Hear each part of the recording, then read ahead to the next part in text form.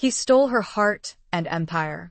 Livia Marchesi had once been royalty, the daughter of a king. But when her father was betrayed, when his empire crumbled, she learned a brutal truth. She was nothing. And now he had found her. Rafael Costa exhaled slowly, shaking his head. "You look good for a dead woman," he murmured. "Let's see if you can survive me." Chapter 1. The Ghost of the Marchesi Dynasty. The rain lashed against the windows of the small trattoria, blurring the neon glow of the Naples street outside. Livia Marchesi traced the rim of her wineglass, the cheap Chianti a stark contrast to the vintage Brunellos she'd once sipped without a second thought. 5 years. 5 years since her world had imploded, since the name Marchesi had gone from a symbol of power to a whispered curse. She was a ghost now, a shadow flitting through the edges of a life that had once been blindingly bright. She glanced at her reflection in the darkened window, a woman staring back, older, harder, the youthful arrogance replaced by a weary resignation. Her dark hair, once meticulously styled, was now pulled back in a severe bun, practical and unassuming. The elegant silk dresses were long gone, replaced by a simple, dark sweater and worn jeans. Only the emerald eyes, a Marchesi family trait, hinted at the fire that still flickered beneath the surface. The trattoria was nearly empty, the late hour and the torrential downpour keeping most people indoors. The owner, old Enzo, shuffled behind the counter, polishing glasses with a practiced hand. He was one of the few who knew her true identity, a silent, understanding presence in her self-imposed exile. He'd known her father, respected him, even feared him a little. That respect, surprisingly, had transferred to her, even in her diminished state. Livia took a slow sip of the wine, the bitter taste mirroring the memories that clawed at the edges of her composure. Her father, Don Alessandro Marchesi, had ruled his corner of Naples with an iron fist and a velvet glove. He'd been a king, in his own way, dispensing justice and favors, commanding loyalty and fear. She'd been his princess, indulged and protected, unaware of the dark currents that flowed beneath the glittering surface of their lives. Then the betrayal. A swift, brutal coup orchestrated by his closest advisor, Riccardo Bellini. Her father, murdered in his own study, the empire he'd built crumbling overnight. Livia had escaped, barely, with the help of a loyal family retainer, a gruff, silent man named Marco, who had smuggled her out of the city and into hiding. Marco was gone now, claimed by a sudden illness 2 years ago. His death had left her utterly alone, adrift in a sea of uncertainty and fear. She drifted from city to city, taking on menial jobs, always looking over her shoulder, terrified of being discovered. The Marchesi name was a death sentence, she knew. Bellini would never rest until every trace of her father's lineage was erased. A sudden gust of wind rattled the door, sending a shiver down Livia's spine. She instinctively tensed, her hand moving towards the small, worn pistol she kept tucked into the waistband of her jeans. It was a foolish precaution, perhaps, but it offered a small measure of comfort in a world that had proven itself to be relentlessly cruel. The door opened, and a figure stepped inside, shaking the rain from a dark, expensive-looking coat. Livia's breath caught in her throat. She knew that silhouette, that predatory grace, even before he turned his head. Raffaele Costa. The name echoed in her mind, a chilling whisper from the past. He was the son of Don Antonio Costa, her father's oldest rival. The Costas and the Marcheses had been locked in a bitter feud for generations, a bloody tapestry of alliances and betrayals, of love and hate. She hadn't seen him since she was a child, a fleeting glimpse at a family gathering, a memory of dark, intense eyes that had seemed to see right through her. He moved with a quiet confidence, his gaze sweeping the room, lingering for a heartbeat on Enzo before settling on Livia. His face was lean and hard, sculpted by years of experience and, she suspected, hardship. The boy she remembered had become a man, a dangerous, powerful man. His dark hair was slicked back from his forehead, revealing a faint scar that bisected his left eyebrow, a memento, perhaps, of the violent world he inhabited. He was dressed impeccably, a dark suit that screamed wealth and power, a stark contrast to her own threadbare attire. Livia's heart hammered against her ribs, a frantic drumbeat of fear and something else. Something she couldn't quite name, a flicker of something that felt dangerously close to fascination. He approached her table, his movements fluid and controlled, like a panther stalking its prey. He stopped a few feet away, his dark eyes, the color of rich, dark earth, studying her with an unnerving intensity. The air crackled with unspoken tension, the silence punctuated only by the relentless drumming of the rain. Rafael Costa exhaled slowly, a small, almost imperceptible shake of his head accompanying the gesture. He spoke, his voice a low, resonant murmur that sent a shiver down her spine, despite her fear. "You look good for a dead woman," he murmured, the corners of his lips tilting in a faint, humorless smile. "Livia Marchesi. Or should I say, the ghost of Livia Marchesi?" She met his gaze, forcing herself to hold his stare, refusing to show any sign of weakness. "I don't know what you're talking about," she said, her voice surprisingly steady, despite the tremor in her hands. He chuckled, a low, throaty sound that held no warmth. "Don't insult my intelligence, Principessa. We both know who you are. And we both know why I'm here." "I have nothing you want," she said, her voice a whisper now, the fight draining out of her. He leaned closer, his scent, a subtle blend of expensive cologne and something darker, something primal, filling her senses. It was a scent that spoke of power, of danger, of a world she had desperately tried to escape. She could feel the heat radiating from his body, a tangible force that threatened to overwhelm her. "That's where you're wrong, Livia," he said, his voice a silken whisper that brushed against her ear. "You have something I want very much. Something that belongs to me." She stared at him, her mind racing, trying to understand what he meant. What could she possibly possess that he, Acosta, would want? The Marchesi fortune was gone, plundered by Bellini. The family home, the jewels, the art all gone. He straightened, his eyes still locked on hers, a strange mixture of coldness and something else flickering in their depths. It was a look that sent a fresh wave of fear through her, a fear that was laced with a strange, unsettling anticipation. "Let's see if you can survive me," he murmured, the soft threat hanging heavy in the air, a promise and a challenge all wrapped into one. The trattoria, the rain, Enzo, everything faded. It was just the two of them, caught in a silent battle of wills, a prelude to a dance she wasn't sure she wanted to dance, but knew she couldn't avoid. Chapter 2. Echoes of betrayal in the shadows. The silence stretched, taut and heavy, after Raphael's softly spoken threat.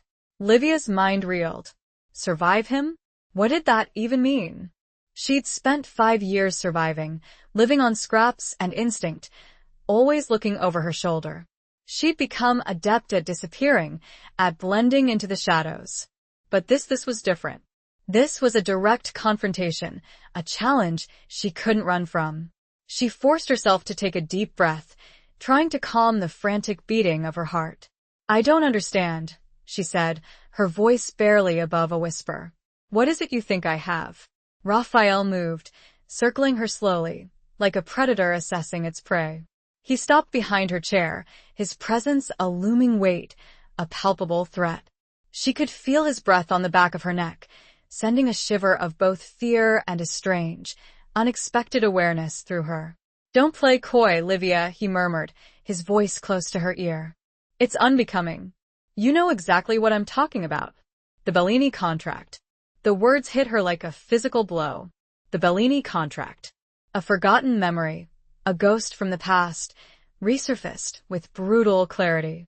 It was a document, a secret agreement between her father and Riccardo Bellini, outlining the terms of a partnership, a venture that had been shrouded in secrecy even from her.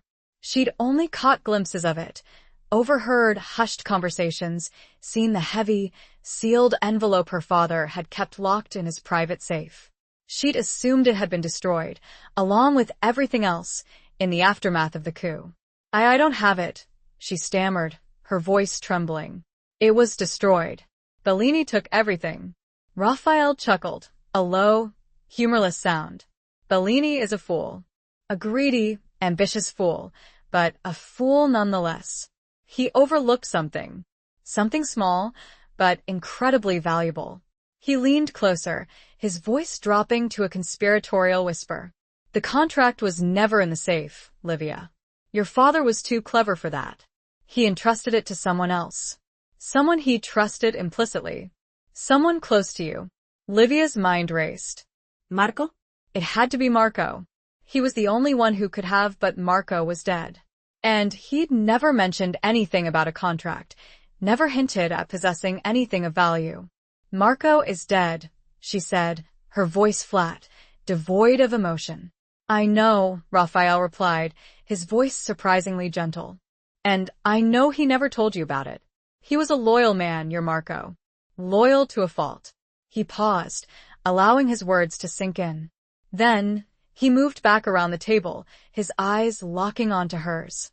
He pulled out the chair opposite her and sat down, his movements deliberate and controlled. He leaned forward, his forearms resting on the table, his gaze unwavering. But he left something behind, Livia, he said, his voice soft, but laced with steel. Something that points to the contract's location. Something only you would recognize. Livia stared at him, her mind struggling to process his words. What could Marco have left behind? She'd gone through his meager belongings after his death, finding nothing of significance. Only a few worn clothes, a faded photograph of his late wife, and a small, silver locket containing a lock of her hair. The locket. A sudden, sharp memory pierced through the fog of her confusion. The locket. Marco had always worn it, never taking it off. But after his death, she'd noticed something different about it. A tiny, almost imperceptible inscription on the back, a series of numbers and letters that she hadn't understood at the time. She dismissed it as a sentimental detail, a personal code between Marco and his wife. The locket, she whispered, her voice hoarse. There was an inscription. Raphael smiled, a slow, knowing smile that sent a chill down her spine. Very good, Livia. You're quicker than I thought. The inscription is a key to a safe deposit box. A safe deposit box that contains the Bellini contract. Livia's head swam. A safe deposit box. It all made sense now.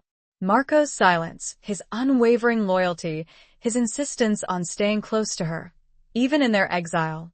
He'd been protecting the contract, waiting for the right moment to reveal its location. A moment that never came. And you want that contract, she said, her voice steadier now, the initial shock giving way to a cold, hard anger. Desperately, Raphael confirmed, his eyes gleaming with a predatory intensity. The contract contains information that could destroy Bellini.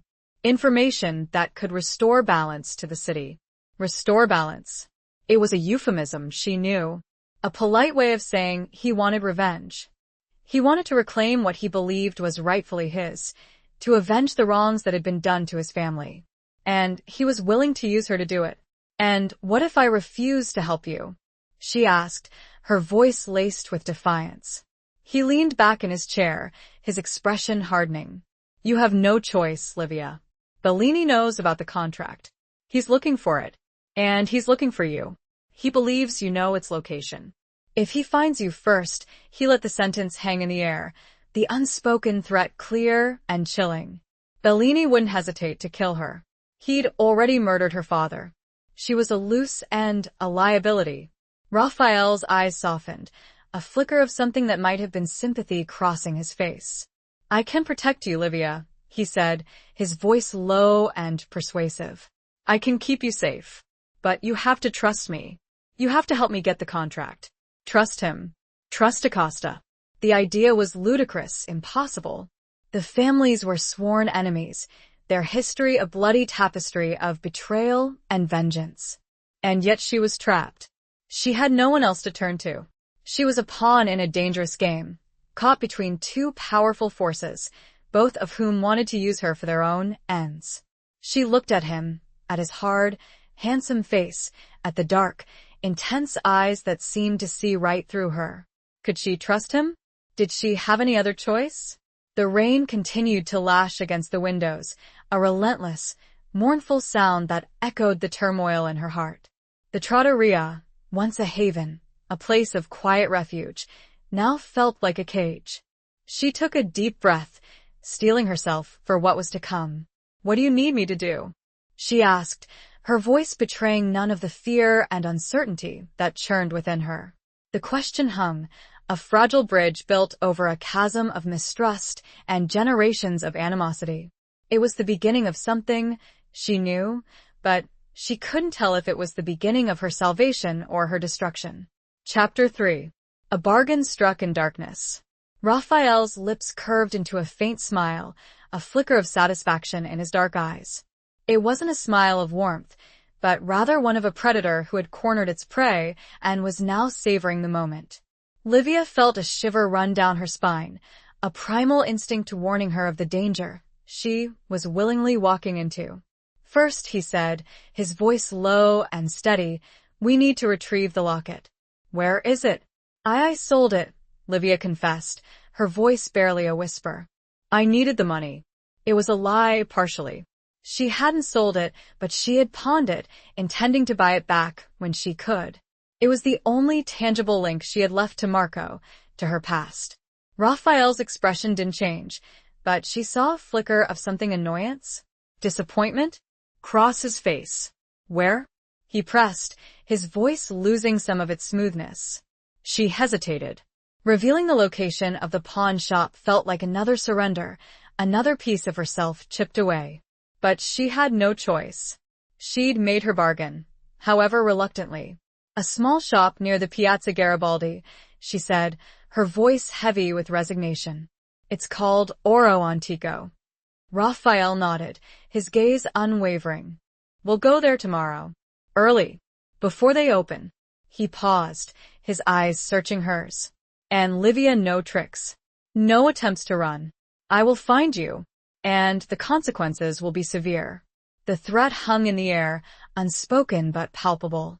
Livia met his gaze, her own eyes filled with a mixture of defiance and fear. "I understand," she said, her voice cold. He stood up, his chair scraping against the wooden floor. "Good. I'll arrange for a car. Be ready by 6. He turned to leave, then paused, his hand on the door. He looked back at her, his expression unreadable. "This doesn't have to be unpleasant, Livia," he said, his voice surprisingly soft. "Cooperate, and you might even find this arrangement beneficial." The words were laced with a subtle innuendo, a hint of something more than just a business transaction. Livia felt a flush creep up her cheeks, a mixture of anger and a strange, unsettling awareness. She refused to acknowledge it, refused to give him the satisfaction of seeing her flustered. "Just give me the contract," she said, her voice tight. "That's all I care about." He chuckled softly, a low, throaty sound that sent another shiver down her spine.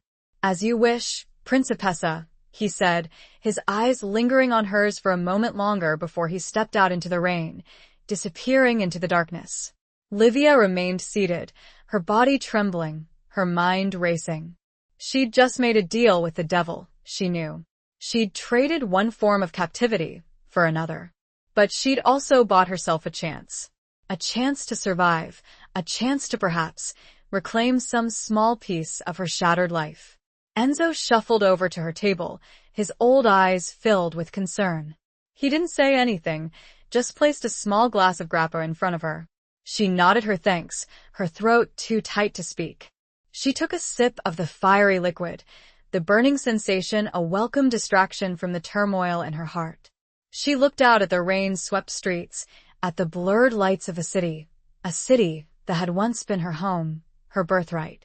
Now, it was a battleground, a place of shadows and secrets, of danger and betrayal. She thought of her father, of his strength, his ruthlessness, his unwavering belief in the Marchesi legacy. Would he have approved of her decision? Would he have condemned her for aligning herself with Acosta? She didn't know. But she knew that she had to do whatever it took to survive. To honor his memory, to reclaim her own life, even if it meant walking hand in hand with the enemy.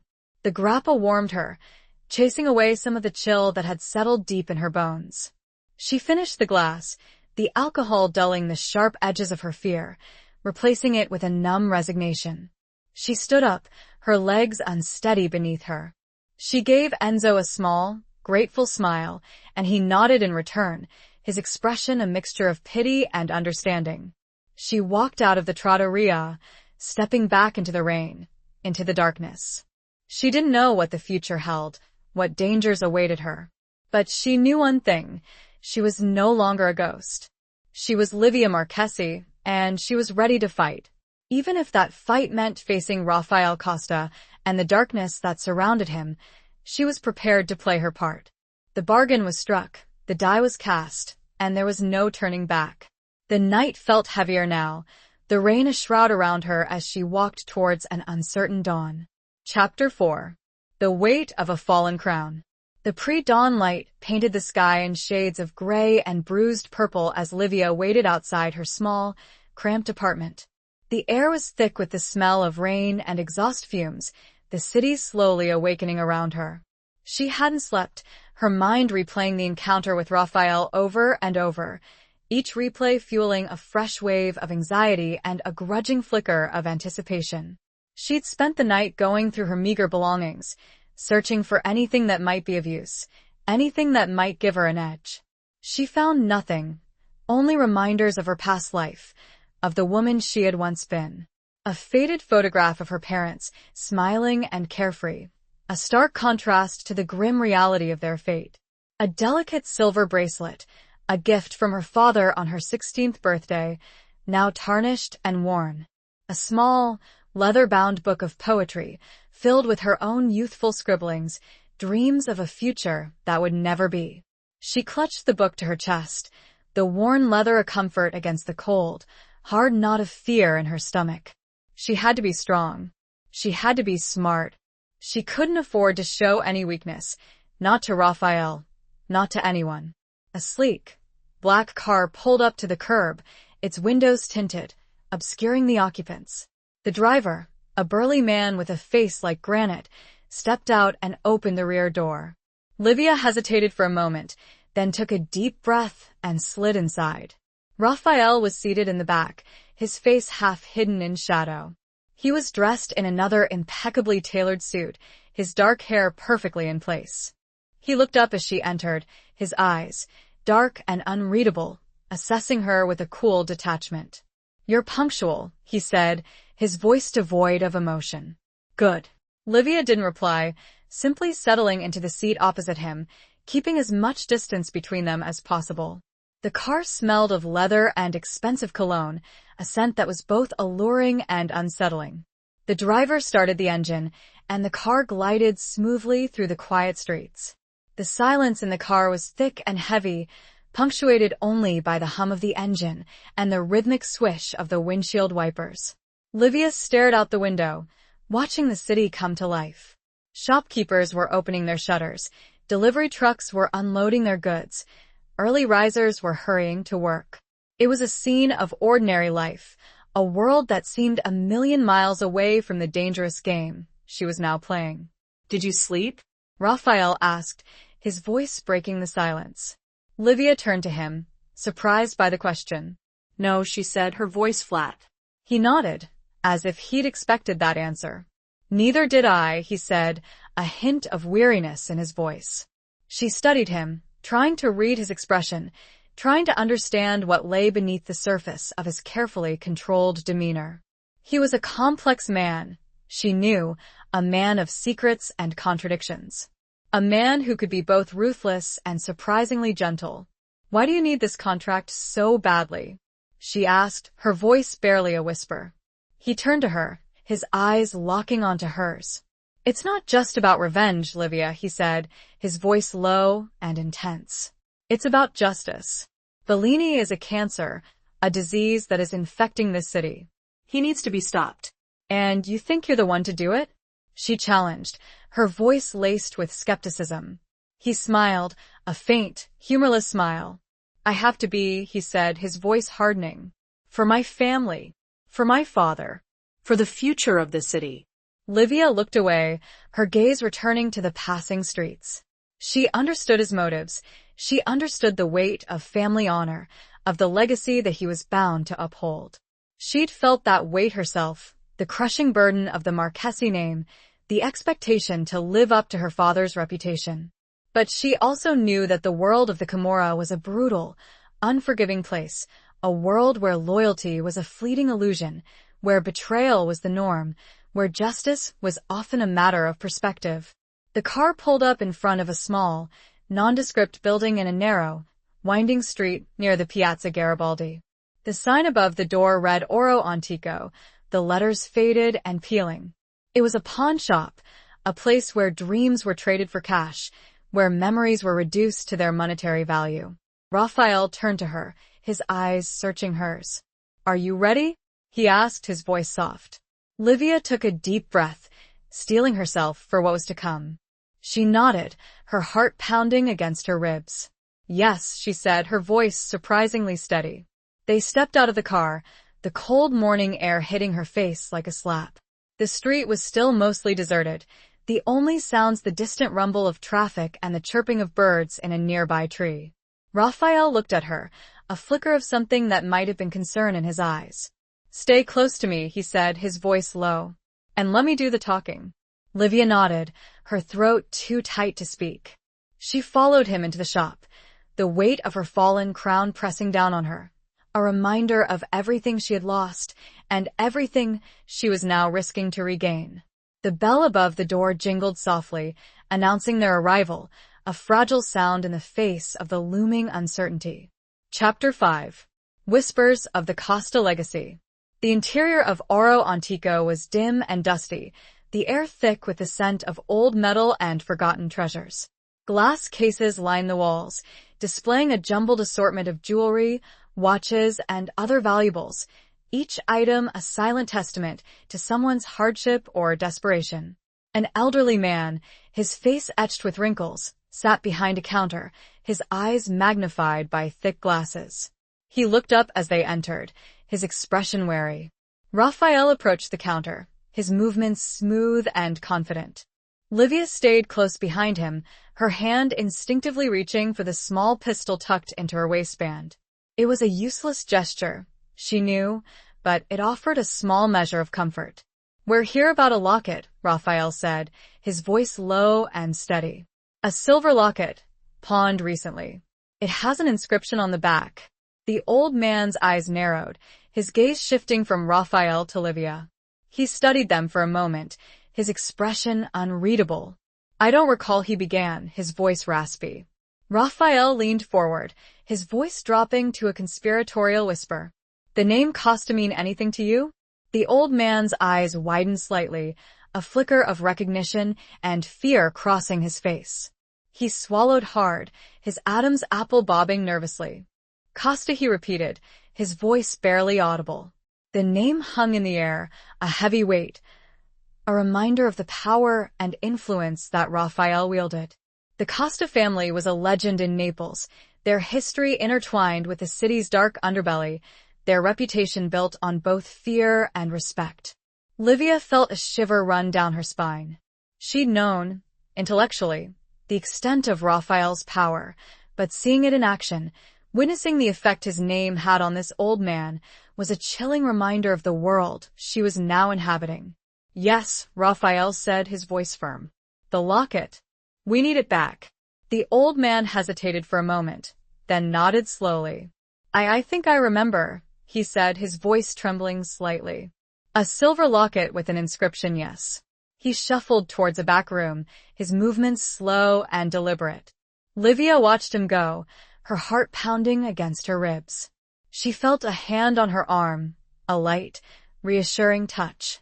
She turned to see Raphael looking at her, his expression surprisingly gentle. "It'll be all right," he said, his voice soft. "Just stay calm." Livia nodded, her throat too tight to speak. She appreciated his gesture, his attempt to reassure her, but she couldn't shake the feeling of unease that had settled deep in her bones. The old man returned, his hands trembling as he placed a small, velvet box on the counter. He opened it, revealing the silver locket nestled inside. Livia's breath caught in her throat.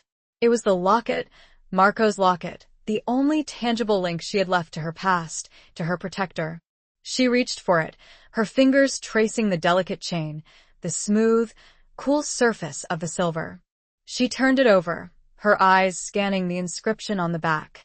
The numbers and letters were still there, a secret code that held the key to her future.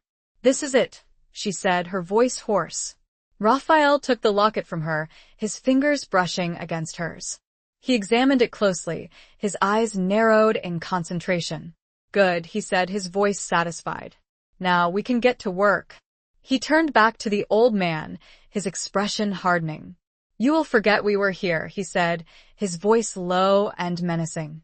"You will forget you ever saw this locket. Do you understand?" The old man nodded vigorously, his eyes wide with fear. Yes, he stammered. "I understand. I forget everything." Raphael placed a stack of euros on the counter, far more than the locket was worth. "Consider this a bonus," he said, his voice cold. "For your discretion." He turned to leave, Livia following close behind. They stepped back out into the morning sunlight, the fresh air a welcome relief from the stuffy atmosphere of the pawn shop. Livia clutched the locket in her hand, the cool metal a grounding presence against the turmoil in her heart. She felt a strange mixture of relief and sadness. She had the locket back, the key to the contract, but it had come at a price. She was further entangled in Raphael's world, further indebted to him, further away from the life she had once known. She looked up at his profile, etched against the brightening sky. The lines of his face spoke of a life lived on the edge, a life where trust was a luxury and danger a constant companion. The whispers of the Costa legacy echoed in the air around them, a constant reminder of the power he held and the risks she was taking. It was a legacy of blood and ambition, of loyalty and betrayal, a legacy she was now, however unwillingly, a part of. And as they walked away, she wondered if she would ever truly escape its shadow. The weight of her own family's past, and the burgeoning weight of his, settled upon her shoulders. Chapter 6. Beneath the Veil of Civility. The drive back was silent, but charged with a different kind of tension than before. The locket, now resting in Raphael's pocket, was a tangible link between them, a shared objective in a game neither of them fully understood. Livia watched him from the corner of her eye, his profile sharp and unyielding against the backdrop of the passing city. He seemed lost in thought, his brow furrowed, his lips pressed into a thin line. "Where are we going?" she finally asked, her voice breaking the silence. Raphael glanced at her, his eyes dark and unreadable. "To my home," he said, his voice flat. "It's the safest place for you right now." His home. The Costa estate. The heart of his empire. A place she had only heard about in whispers. A place that represented everything she had lost, everything she feared. Her stomach clenched, a knot of anxiety tightening with each passing mile. "I don't need your protection," she said, her voice laced with defiance, though she knew it was a lie. He chuckled softly, a humorless sound. "Don't be naive, Livia. You're a target. Bellini wants you, and he won't stop until he finds you. My home is the only place where you'll be safe from him." She looked away, staring out the window at the passing scenery. The city was giving way to rolling hills, dotted with vineyards and olive groves. The air was cleaner here, fresher, a world away from the grimy streets of Naples. "And what about you?" she asked, her voice barely a whisper. "Am I safe from you?" He turned to her, his eyes locking onto hers. He didn't answer immediately, letting the silence hang heavy between them. Then he smiled, a slow, enigmatic smile that sent a shiver down her spine. "That depends on you, Livia," he said, his voice soft, but laced with a subtle threat. "Cooperate, and you have nothing to fear from me. Defy me," and he let the sentence trail off, the unspoken threat hanging in the air. The car pulled up to a pair of imposing wrought iron gates, guarded by two men in dark suits. They recognized Raphael's car and opened the gates without a word. The car glided through, and Livia caught her first glimpse of the Costa estate. It was a sprawling complex of buildings, surrounded by lush gardens and manicured lawns. The main house was a magnificent villa, built in the traditional Italian style, with terracotta walls and a red-tiled roof. It was a place of immense beauty and power, a testament to the Costa family's wealth and influence. Livia felt a wave of both awe and apprehension wash over her. This was a world she had only glimpsed from afar, a world of privilege and danger, of secrets and betrayals. She was an outsider here, a trespasser, a pawn in a game she didn't fully understand. The car stopped in front of the villa, and the driver opened the door for them. Raphael stepped out, his movements fluid and graceful. He offered Livia his hand, his eyes searching hers. She hesitated for a moment, then took his hand, his touch sending a jolt of electricity through her. She stepped out of the car, her legs feeling unsteady beneath her. The air was filled with the scent of flowers and the sound of birdsong. The sun was shining brightly, casting long shadows across the lawn. It was a scene of idyllic beauty, a stark contrast to the darkness that she knew lurked beneath the surface. A woman was standing on the wide steps that led the entrance.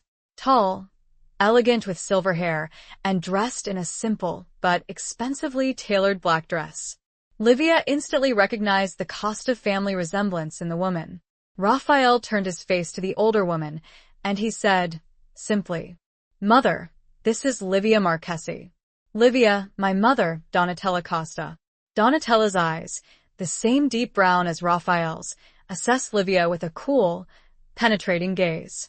There was no warmth in her expression, only a detached curiosity, as if Livia were a specimen to be studied, an object to be evaluated. "Marchesi," Donatella repeated, her voice smooth and cultured, but with an underlying edge of steel.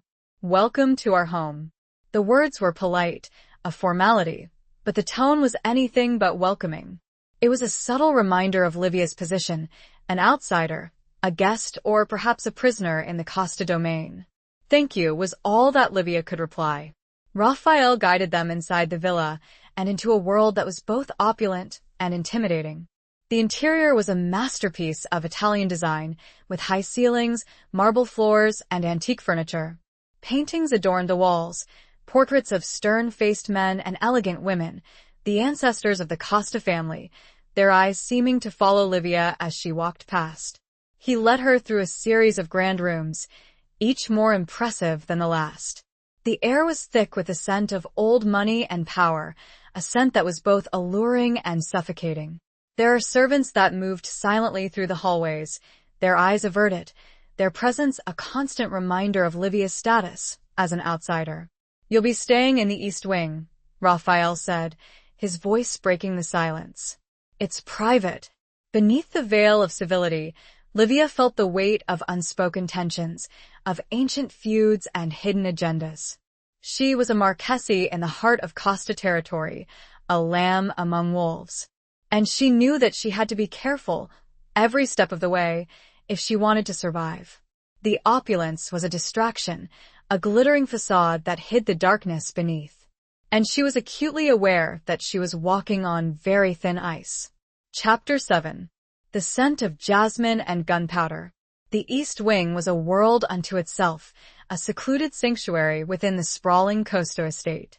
Raphael led Livia down a long, carpeted hallway, the silence broken only by the soft tap of their shoes on the marble floor.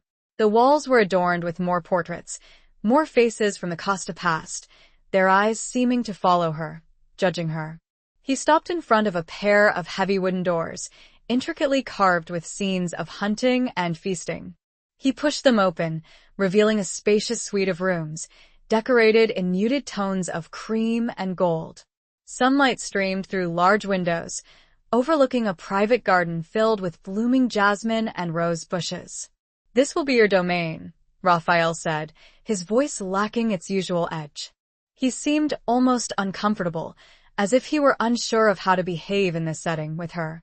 Livia stepped inside, her senses overwhelmed by the sheer opulence of the room. A large four-poster bed, draped in silk and velvet, dominated the space. A fireplace, with a marble mantelpiece, stood at one end of the room, and a comfortable seating area, with plush armchairs and a low coffee table, was arranged near the windows. It was a far cry from the cramped, dingy apartments she'd been living in for the past 5 years. It was a reminder of the life she had lost, of the privilege she had once taken for granted. "It's beautiful," she said, her voice barely a whisper. Raphael nodded, his gaze sweeping the room. "It was my grandmother's," he said, a hint of something nostalgia in his voice. "She loved this wing. She said it was her refuge." Livia looked at him, surprised by his sudden openness. It was a glimpse behind the mask, a hint of the man beneath the carefully constructed facade. He gestured towards a door on the far side of the room. "There's a bathroom through there," he said. And a dressing room. "You'll find everything you need." He paused, his eyes searching hers. "I'll have some clothes brought up for you," he said. "Something more suitable." Livia bristled at his words, a spark of defiance flickering within her. "My clothes are fine," she said, her voice tight. He raised an eyebrow, a faint smile playing on his lips. "Perhaps," he said. "But you're a guest in my home, Livia, and you'll dress accordingly." It was a subtle reminder of her position, of her dependence on him. She was a guest, yes, but also a prisoner, a pawn in his game. She forced herself to remain calm, to control her anger. "As you wish," she said, her voice cold. He nodded, seemingly satisfied with her response. "Dinner will be served at 8, he said. "In the main dining room. Don't be late." He turned to leave, then paused, his hand on the door. He looked back at her, his expression unreadable. "Try to relax, Livia," he said, his voice surprisingly gentle. "You're safe here." He left, closing the doors behind him, leaving Livia alone in the opulent silence of the East Wing. She stood for a moment, her body trembling, her mind racing. Safe? Was she truly safe here, in the heart of the Costa estate, surrounded by enemies, by reminders of her past? She walked over to the windows, drawn by the scent of the jasmine that drifted in on the gentle breeze. She looked out at the garden, at the lush greenery, the vibrant colors of the flowers. It was a scene of serene beauty, a world away from the darkness that she knew lurked just beneath the surface. She closed her eyes, inhaling the sweet, intoxicating scent of the jasmine. It was a scent that reminded her of her childhood, of the gardens at the Marchesi Villa, of a time when life had been simple, carefree. A time before the betrayal, before the violence, before she had become a ghost. But as she stood there, breathing in the fragrant air, she also detected another scent, a faint, underlying odor that sent a shiver down her spine. It was the scent of gunpowder, a subtle, metallic tang that spoke of violence and danger. It was a reminder that she was not in a sanctuary, but in a lion's den. The jasmine might mask the scent for a while, but the gunpowder was always there, a constant reminder of the precariousness of her situation. The beauty was a lie, a carefully constructed illusion, and she knew she couldn't afford to be seduced by it. Chapter 8. A Dance of Defiance and Desire. Livia spent the afternoon exploring the confines of her gilded cage. The dressing room was filled with clothes, a selection clearly chosen by Raphael or perhaps his mother. Elegant dresses, tailored suits, silk blouses, and cashmere sweaters, all in muted colors, a stark contrast to the vibrant hues she'd once favored. It was a wardrobe designed to mold her into the image of a Costa, to erase the remnants of the Marchesi she clung to. She refused to wear them. Instead, she chose a simple black dress she found tucked away in the back of a drawer, one that had likely belonged to Raphael's grandmother. It was old-fashioned, but elegant, and it felt safer, somehow, than the clothes that had been chosen for her. She showered, washing away the grime and the fear of the past few days, the hot water soothing her aching muscles, her tense mind. She found a small, silver hairbrush on the vanity, an antique, its handle engraved with the Costa crest. She brushed her hair, the rhythmic strokes a calming ritual, a small act of defiance against the overwhelming presence of the Costa family. As the hours passed, the anxiety that had been gnawing at her began to transform into a simmering anger. She was tired of being afraid, tired of being a pawn, tired of being controlled. She was Livia Marchesi, and she would not be broken.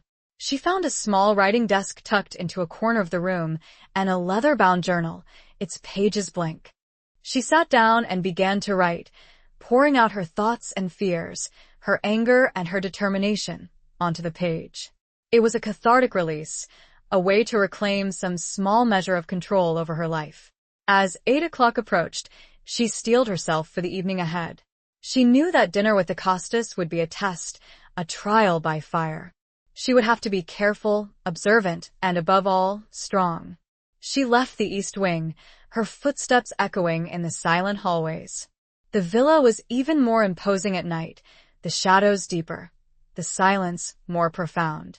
She found her way to the main dining room, guided by the sound of voices and the clinking of silverware. The dining room was a grand, formal space, with a long, mahogany table that could easily seat 20 people. The walls were adorned with more portraits, more stern-faced Costas staring down at her.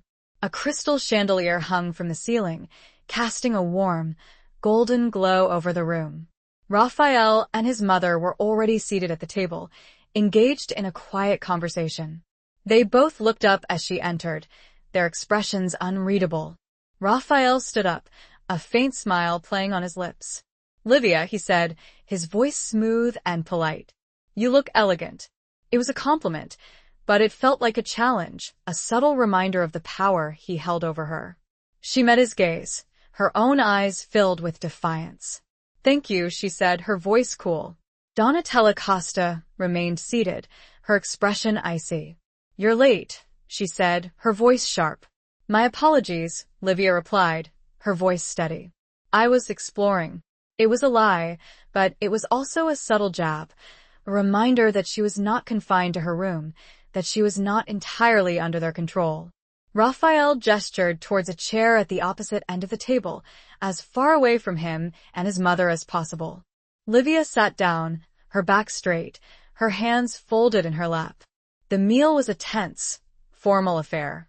Servants moved silently around the table, serving course after course of exquisitely prepared food. The conversation was stilted, polite, but laced with an undercurrent of tension. Donatella dominated the conversation, asking Livia pointed questions about her past, her family, her life in hiding. It was an interrogation, disguised as polite conversation, a way to probe her weaknesses, to assess her threat.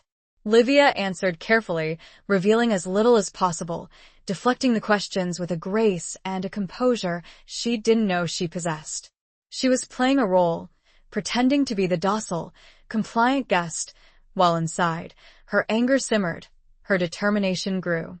Raphael watched her, his eyes narrowed, his expression unreadable. He seemed to be amused by her performance, by her subtle defiance. He intervened occasionally, steering the conversation away from sensitive topics, offering Livia a small measure of protection. But even his protection felt like a form of control, a reminder that she was dependent on him, that she was at his mercy. As the meal progressed, Livia felt a growing sense of unease. She noticed the way Donatella's eyes lingered on her, the way she subtly tested her, probed her. She sensed a hidden agenda, a deeper game being played. And then she noticed something else. A flicker of something in Raphael's eyes, a spark of something that looked dangerously close to desire. It was a fleeting glimpse, gone in an instant, but it was enough to send a jolt of awareness through her. It was a dangerous game they were playing, a dance of defiance and desire, of power and vulnerability. And Livia knew that she had to be very careful if she wanted to survive. The evening was a minefield, and one wrong step could be her last. She felt his gaze on her again, a possessive heat that made her skin prickle. It was a look that said he saw her, not just as a pawn, but as a woman. And that, she realized, was the most dangerous game of all. Chapter 9. Scars that time cannot erase. After the strained formality of dinner, Raphael suggested a walk in the gardens.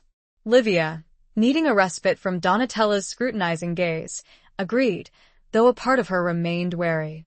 The night air was cool and fragrant, the scent of jasmine still heavy, now mingled with the earthy aroma of damp soil and night-blooming flowers. They walked in silence for a while, The only sounds their footsteps on the gravel paths and the distant chirping of crickets. The moon, a sliver in the inky sky, cast long, dancing shadows that seemed to amplify the sense of unease that clung to Livia. "My mother can be difficult," Raphael said, breaking the silence, his voice low and laced with a hint of apology. Livia glanced at him, surprised by his candor.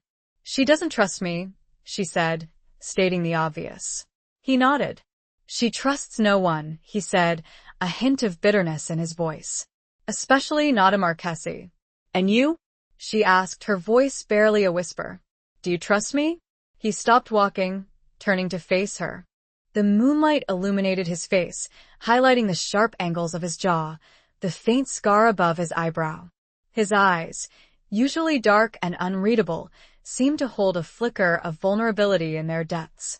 "I want to," he said, his voice soft, almost hesitant. "But trust is a luxury in our world, Livia. Especially between a Costa and a Marchese.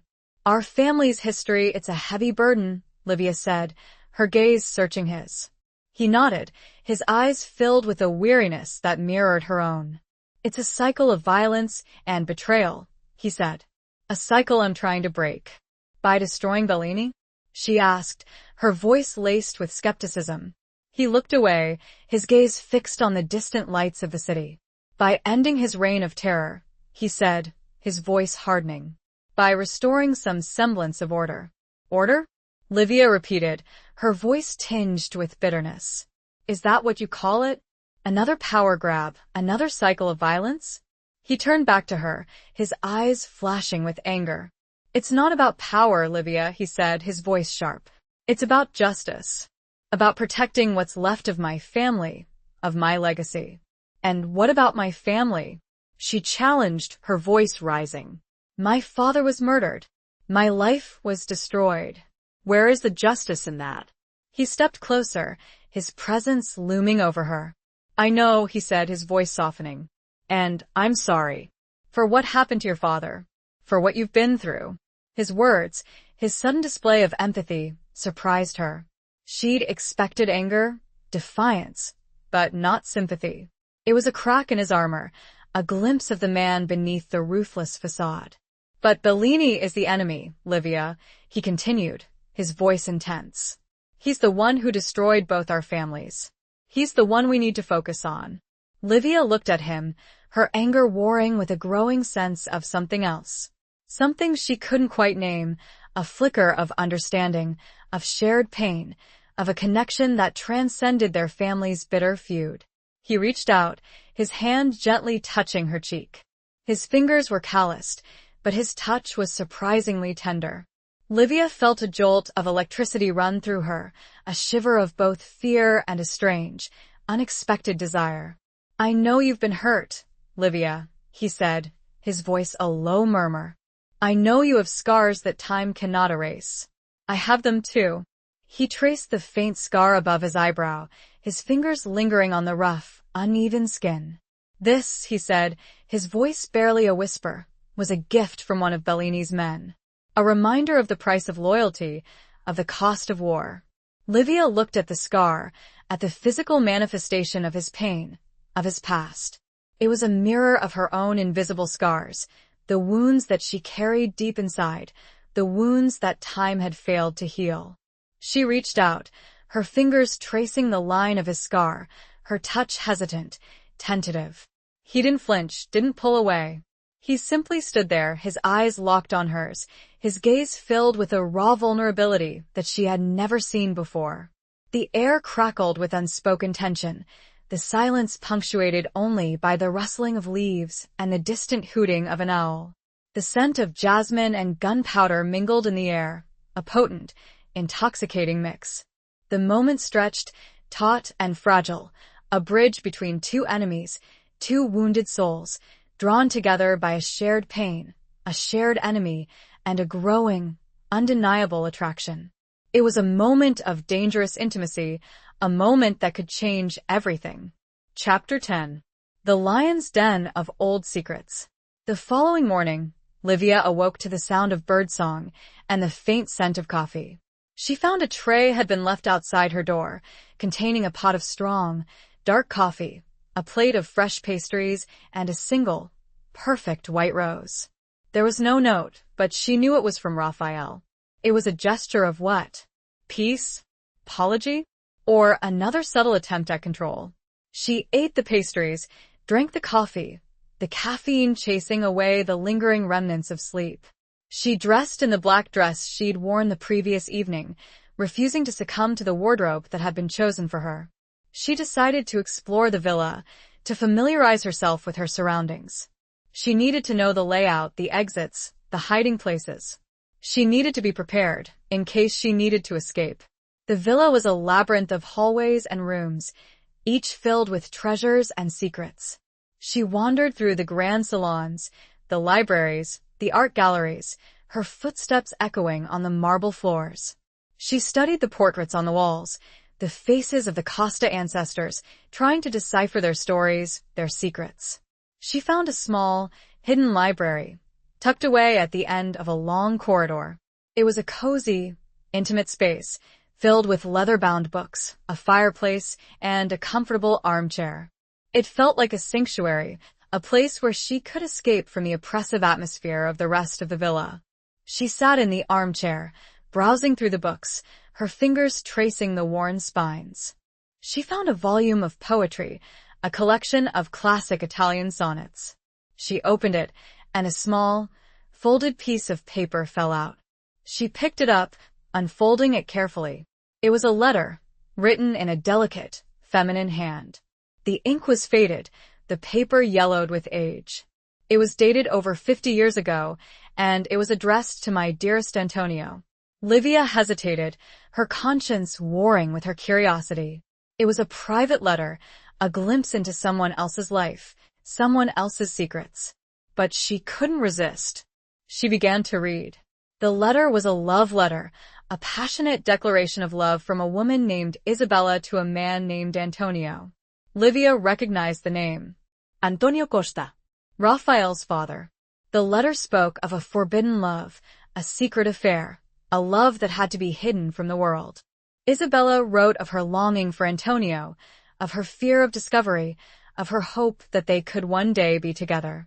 Livia's heart ached for Isabella, for the pain and the passion, the fear and the hope that poured from the letter. It was a story of a love that had been doomed from the start, a love that had been sacrificed on the altar of family honor, of tradition. As she delved deeper, a chilling sentence brought Livia up short. My father suspects. He would kill Antonio if he knew. He would kill us both. My father, he is a Marchese. Livia's breath caught. Isabella a Marchese? Her relative? Involved with a Costa so long ago? The very idea shattered the simple narrative of hatred she'd grown up with. She heard a noise behind her, a soft footstep. She quickly folded the letter, tucking it back into the book. She turned to see Raphael standing in the doorway, his expression unreadable. I didn't know you were a reader of poetry, he said, his voice soft. Livia stood up, her heart pounding against her ribs. I was just exploring, she said, her voice trembling slightly. He walked towards her, his eyes scanning the room. He stopped in front of her, his gaze lingering on the book in her hand. What were you reading? He asked, his voice low. Livia hesitated, her mind racing. Should she tell him about the letter? Should she reveal the secret she had just discovered? Just some poetry, she said, her voice evasive. He raised an eyebrow, a faint smile playing on his lips. Is that so? He said, his voice laced with skepticism. He reached for the book, his fingers brushing against hers. Livia felt a jolt of electricity run through her, a shiver of both fear and a strange, unexpected desire. He took the book from her, his eyes searching hers. He opened it, flipping through the pages. He stopped at the page where the letter had been hidden. He looked at Livia, his expression unreadable. There's something you're not telling me, he said, his voice low and steady. The air was thick with unspoken questions, with the weight of generations of secrets. The lion's den had just revealed another layer, another hidden danger. And Livia knew she was walking a tightrope, with the truth dangling precariously between them. Chapter 11. A glimmer of trust in the abyss. Livia's heart hammered against her ribs. She'd been caught, or at least, she felt as though she had. The letter, a fragile piece of the past, now lay between them, a potential weapon or a bridge. She wasn't sure which. "I found a letter," she confessed, her voice barely a whisper. "In the book." Raphael's expression didn't change, but his eyes narrowed slightly. He carefully removed the folded paper from the book, his movements deliberate and controlled. He unfolded it, his gaze scanning the faded handwriting. Livia watched him, her breath caught in her throat. She could see the muscles in his jaw working, his brow furrowing in concentration. He read the letter slowly, absorbing every word, every nuance. The silence in the library was thick and heavy, punctuated only by the faint ticking of a grandfather clock in the corner. The air seemed to crackle with unspoken tension, with the weight of generations of secrets and lies. Finally, he looked up, his eyes meeting hers. His expression was unreadable, a mixture of surprise, confusion, and something else. Something that looked dangerously close to pain. "Isabella Marchesi," he said, his voice low and husky. "My father's lover." Livia nodded, her throat too tight to speak. He looked back at the letter, his fingers tracing the delicate handwriting. I never knew," he said, his voice barely a whisper. "My mother never spoke of it. It was a secret, buried deep in the past." "A forbidden love," Livia said, her voice soft. "A love that was doomed." He nodded, his eyes filled with a sadness that mirrored her own. "It's a familiar story, isn't it?" he said, his voice laced with bitterness. "Costas and Marcheses always drawn to each other, always torn apart." Livia looked at him, her heart aching for him, for the pain he was clearly feeling. She saw a vulnerability in him that she had never seen before, a glimpse of the man beneath the ruthless facade. "It doesn't have to be that way," she said, her voice firm. "We don't have to repeat the mistakes of the past." He looked at her, his eyes searching hers. "Do you believe that, Livia?" he asked, his voice skeptical. "After everything that's happened? After everything our families have done to each other?" "I want to," she said, her voice filled with a desperate hope. "I have to." He smiled, a faint, sad smile. "You're an idealist, Livia," he said. "A dreamer." "Maybe," she said, her voice defiant. "But maybe that's what we need. A little bit of hope. A little bit of trust." The word hung in the air between them, a fragile bridge across the abyss of their family's history. Trust. It was a dangerous word, a loaded word, a word that could either save them or destroy them. Raphael reached out, his hand gently touching her cheek. His fingers were calloused, but his touch was surprisingly tender. Livia felt a jolt of electricity run through her, a shiver of both fear and a strange, unexpected desire. The same spark as before, but now, with the shared secret, it felt deeper, more profound. "I told you I wanted to trust you, Livia," he said, his voice a low murmur. "And maybe this is a start." He leaned closer, his face inches from hers. His eyes, dark and intense, seemed to bore into her soul. Livia's breath caught in her throat. She felt a strange, overwhelming pull towards him, a magnetic force that she couldn't resist. He lowered his head, his lips brushing against hers. It was a tentative kiss, a hesitant exploration, a question rather than a statement. Livia closed her eyes, her senses reeling.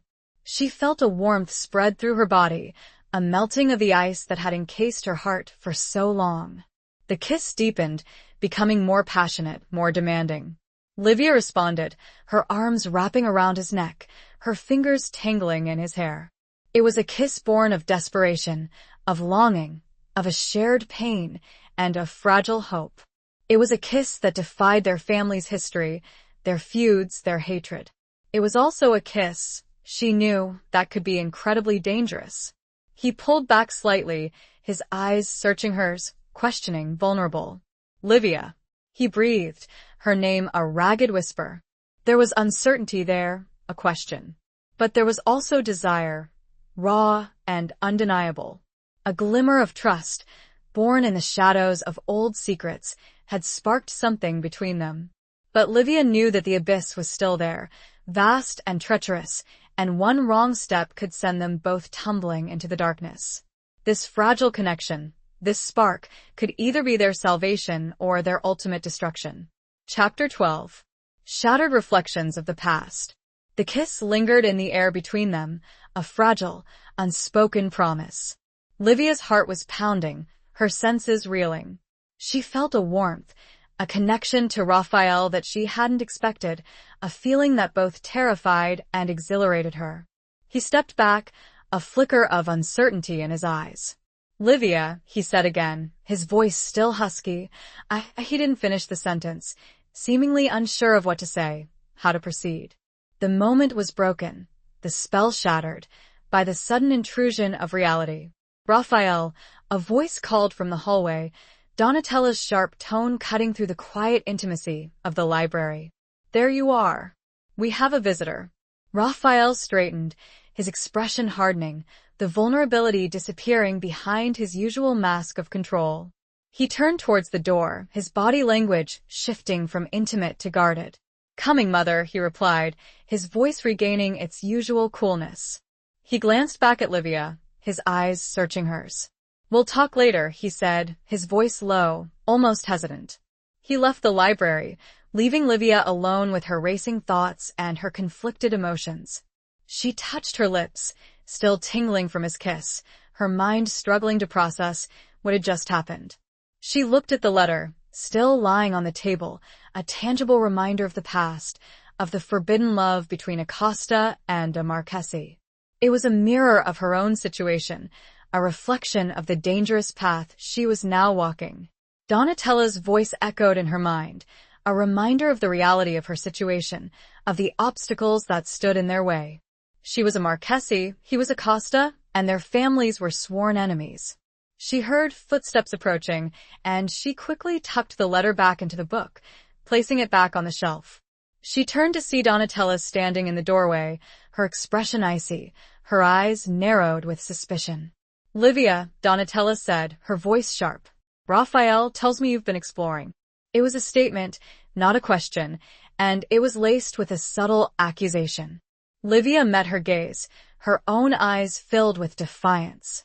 "Yes," she said, her voice steady. "I was curious about my surroundings."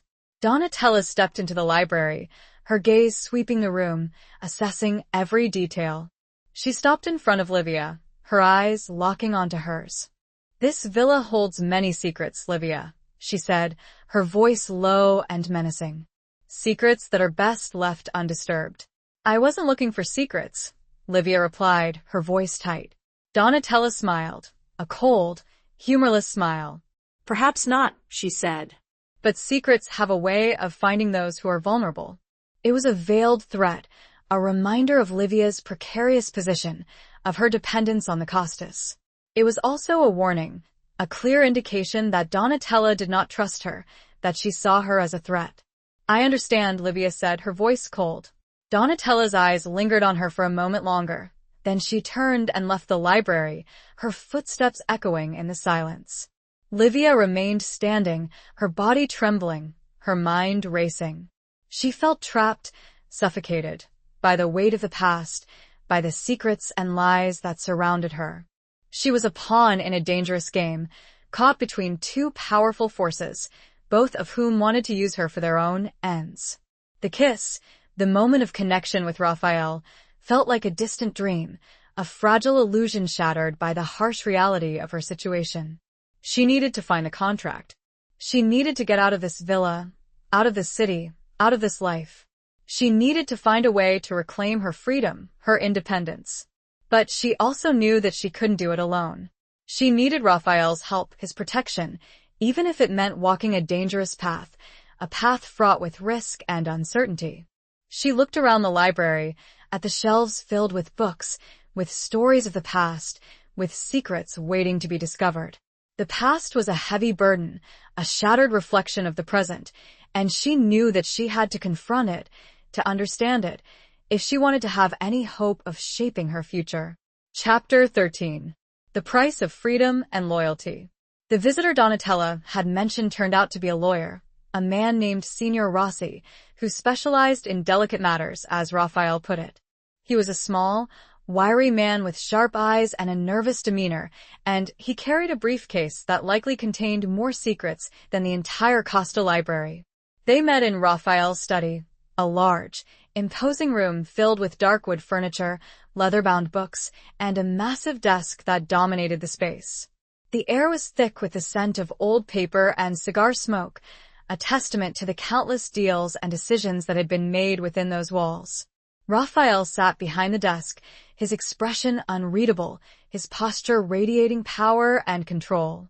Livia sat in a chair opposite him, feeling small and insignificant in the grand surroundings. Signor Rossi stood beside Raphael, his briefcase clutched tightly in his hand. Signor Rossi has been reviewing the Bellini contract, Raphael said, his voice devoid of emotion. Or rather, the information we have about it. He gestured towards the locket, which lay on the desk between them, a small, silver object that held the key to their future. The inscription, Raphael continued, is a code, as we suspected. It refers to a safe deposit box at the Banco di Napoli. Signor Rossi has made the necessary arrangements. Livia looked at the lawyer, her eyes narrowed with suspicion. What arrangements? She asked, her voice tight. Signor Rossi cleared his throat, his voice nervous. We have acquired access to the safe deposit box, he said, his eyes darting between Raphael and Livia. It will be open tomorrow morning. Livia felt a surge of both relief and apprehension. They were close, so close to getting the contract, to finally having the leverage they needed to take down Bellini. But she also knew that this was a dangerous game, that one wrong move could have devastating consequences. And what if the contract isn't there? She asked, her voice barely a whisper. Raphael's eyes met hers, his gaze unwavering. It will be, he said, his voice firm, confident. My father wouldn't have risked so much for nothing. His confidence, his unwavering belief in his father, was both reassuring and unsettling. She wanted to believe him. She wanted to trust him, but she couldn't shake the feeling of unease that had settled deep in her bones. Once we have the contract, Raphael continued, Signor Rossi will analyze it, determine the best course of action. And what is that likely to be? Livia asked, her voice laced with skepticism. Raphael smiled, a faint, humorless smile. That depends on the contents of the contract, he said. But rest assured, Livia, Bellini will pay for what he's done. He will lose everything. Livia looked away, her gaze fixed on the locket. It was a symbol of hope, of revenge, of a chance to reclaim her life. But it was also a symbol of danger, of betrayal, of the dark world she was now inhabiting. The meeting was brief, a business. Signor Rossi bowed and then departed, leaving Livia and Raphael alone. What happens now? Livia asked. Raphael stood, coming around to stand in front of her. He looked down at her, his expression softened. Now, he said quietly, we wait. The conversation shifts, becoming less formal, more personal. I've been thinking about what you said, Raphael said, his voice low, about the cycle of violence, about our family's history. He went on. You're right. It has to be stopped. Livia, taken by surprise, simply nodded. My father. He made mistakes, Raphael admitted, the words seemingly costing him. He got caught up in the game, in the power struggles. He lost sight of what was truly important. He paused, looking at her intently. I don't want to make the same mistakes. But Bellini will be dealt with, Raphael interrupted, his voice firm but not aggressive. But it doesn't have to be the way it always was. There can be another way. His words resonated with Livia. She saw a sincerity in his eyes, a genuine desire for change. It was a glimmer of hope, a possibility that things could be different. But she also knew the weight of the past, the deeply ingrained traditions and loyalties that bound them. It won't be easy, she said, her voice soft. I know, he replied, his gaze holding hers. But nothing worthwhile ever is. He reached out, his hand gently cupping her cheek. The touch was electric, sending a familiar shiver through her.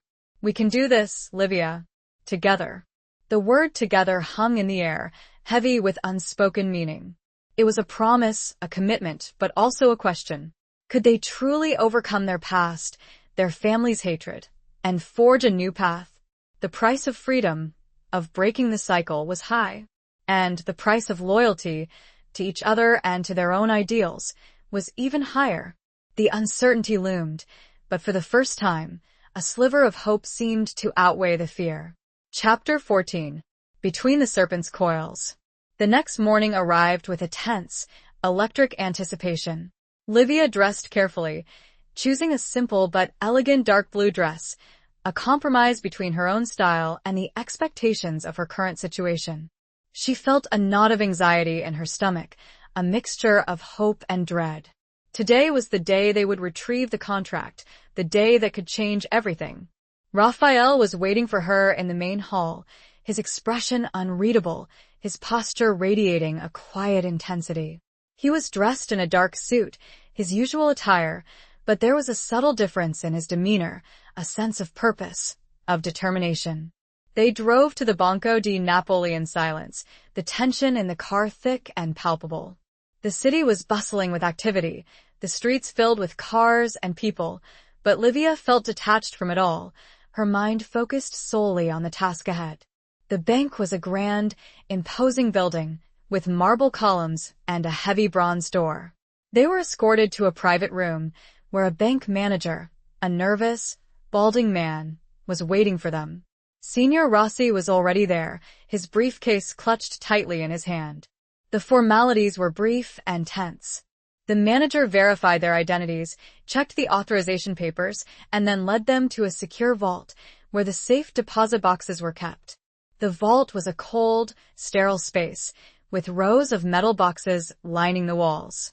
The air was thick with the scent of old metal and dust, a testament to the secrets and treasures that were hidden within.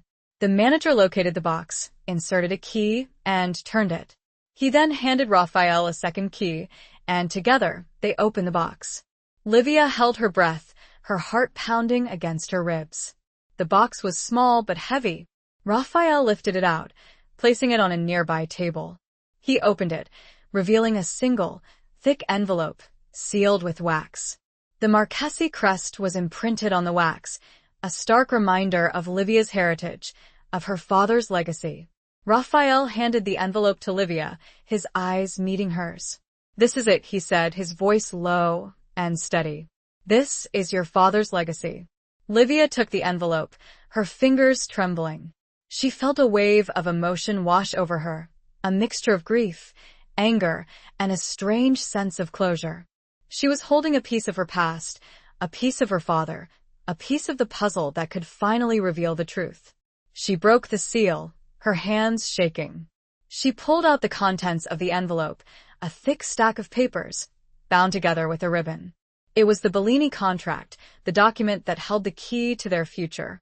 Raphael leaned closer, his eyes scanning the pages.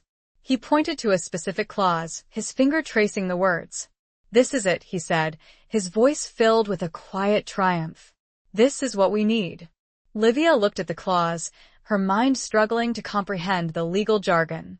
But she understood the gist of it.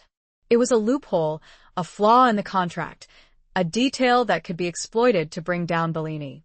Signor Rossi took the contract, his eyes gleaming with excitement. "This is extraordinary," he said, his voice filled with awe. "This changes everything." Livia felt a surge of relief, of vindication. They had done it. They had found the contract, and they had found a way to use it against Bellini. But as they left the bank, stepping back out into the bright sunlight, Livia couldn't shake the feeling of unease that had settled deep in her bones. She knew that this was just the beginning, that the real battle was yet to come. Bellini wouldn't give up without a fight, and he was a dangerous, ruthless enemy. Raphael sensed her apprehension. He put his arm around her, drawing her close. "It's going to be all right, Livia," he said, his voice soft, reassuring. "We'll face this together." His touch, his words, offered a small measure of comfort. But Livia knew that they were walking a dangerous path, that they were caught between the serpent's coils of power, betrayal, and revenge. The contract was a weapon, but it was also a target, and they were now in the crosshairs. The sense of triumph was fleeting, replaced by a chilling awareness of the dangers that lay ahead. They had found what they were looking for, but the true cost was yet to be revealed. Chapter 15. Flames of Rebellion and Redemption. The days following the retrieval of the contract were a whirlwind of activity. Signor Rossi worked tirelessly, dissecting the document, preparing the legal strategy that would dismantle Bellini's empire. Raphael was constantly on the phone, meeting with his contacts, solidifying alliances, preparing for the inevitable confrontation. Livia, though not directly involved in the legal or strategic maneuvering, felt the pressure mounting. The villa, once a refuge, now felt like a command center, buzzing with a tense energy. She found herself drawn to the quiet solitude of the library, seeking solace in the books, in the echoes of the past. She often thought about Isabella Marchesi, her ancestor, and her forbidden love for Antonio Costa. Their story, a tragic tale of love and betrayal, resonated with her own situation, with her growing feelings for Raphael. She wondered if they were doomed to repeat the mistakes of the past, if their love, like Isabella's, was destined to be crushed by the weight of their family's history. One evening, she found Raphael in the library, standing by the fireplace, staring into the flames. He looked tired, his face etched with lines of worry and exhaustion. "How is it going?" she asked, her voice soft. He turned to her, a faint smile touching his lips. "It's complicated," he said, his voice weary. "Bellini is not going down without a fight. He has allies, resources, influence. But we have the contract," Livia said, her voice filled with a desperate hope. He nodded. "Yes," he said. "But the contract is just a piece of paper. It's the execution, the strategy that matters." He walked towards her, his eyes searching hers. "I won't lie to you, Livia," he said. "This is dangerous. There will be risks. People could get hurt." Livia met his gaze, her own eyes filled with a mixture of fear and determination. "I know," she said, her voice steady. "But I'm not afraid." He reached out, his hand gently touching her cheek. His touch was electric, sending a familiar shiver through her. "You're braver than you think," he said, his voice a low murmur. He leaned closer, his lips brushing against hers. It was a kiss of reassurance, of comfort, of a shared understanding.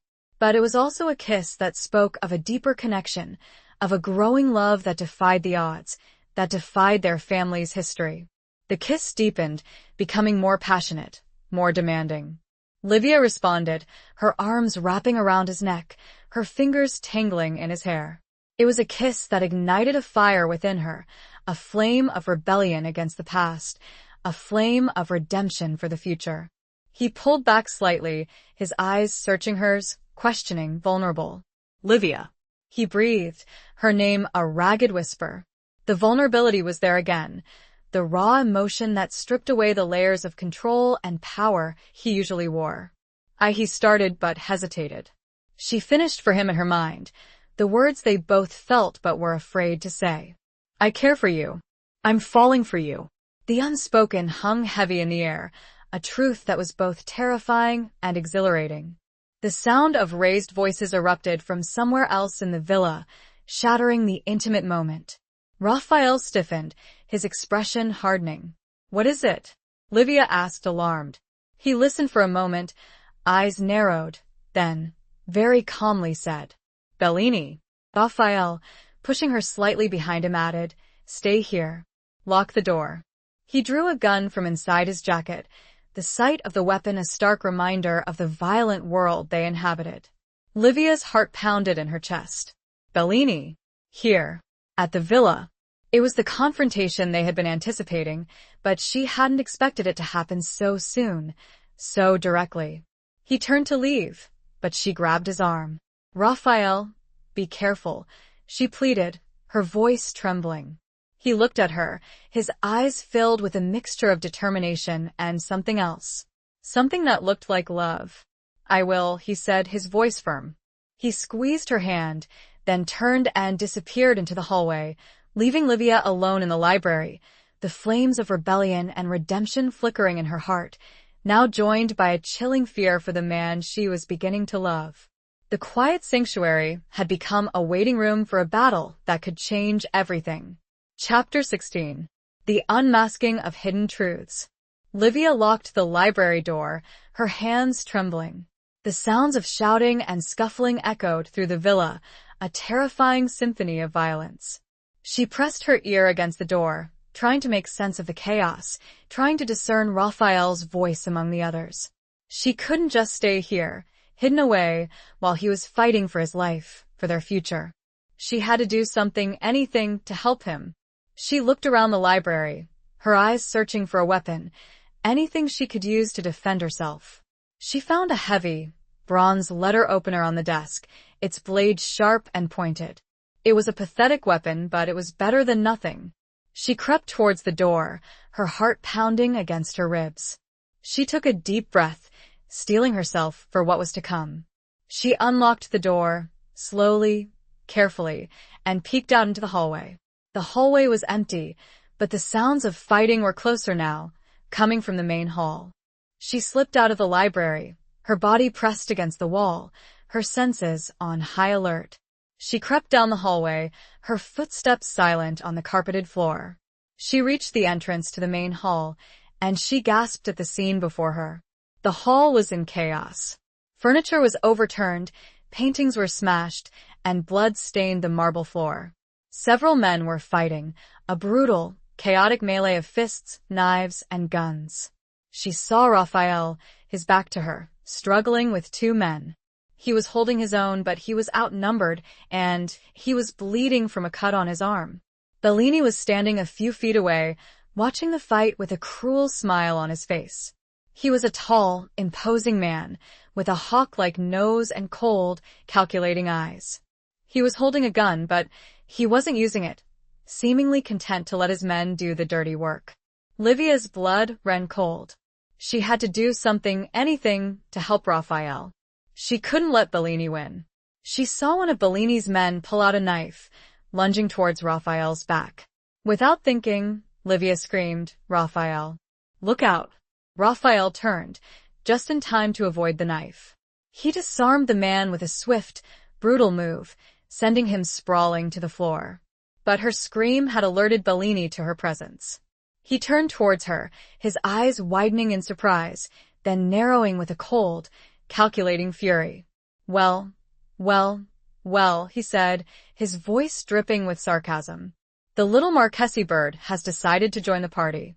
He raised his gun, pointing it directly at Livia. "I've been looking forward to this," he said, his voice a low, menacing growl. "You and your father, you both caused me a great deal of trouble." Livia stood frozen, her body trembling, her mind racing. She was trapped, cornered, facing a man who had murdered her father, a man who would not hesitate to kill her. Suddenly, a figure appeared behind Bellini, moving with a swift, silent grace. It was Donatella Costa, her silver hair disheveled, her eyes blazing with fury. She was holding a small, antique pistol, its barrel pressed against the back of Bellini's head.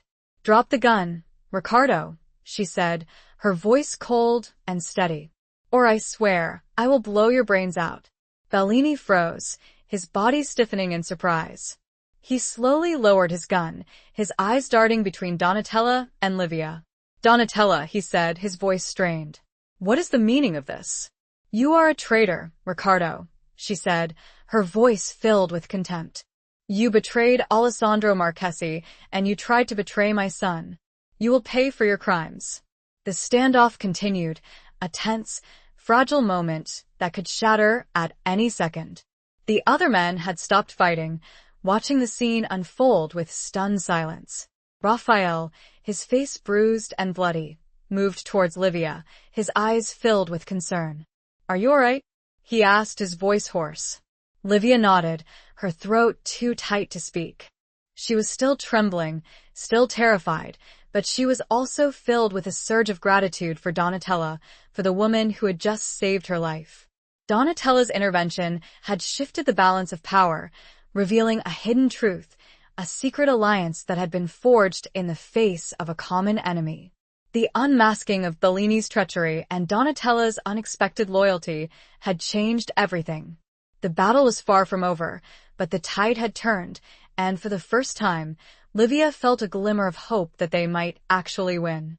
The truth was out, and the consequences were about to unfold. Chapter 17. A Promise Forged in Fire. The tension in the hall was thick enough to cut with a knife.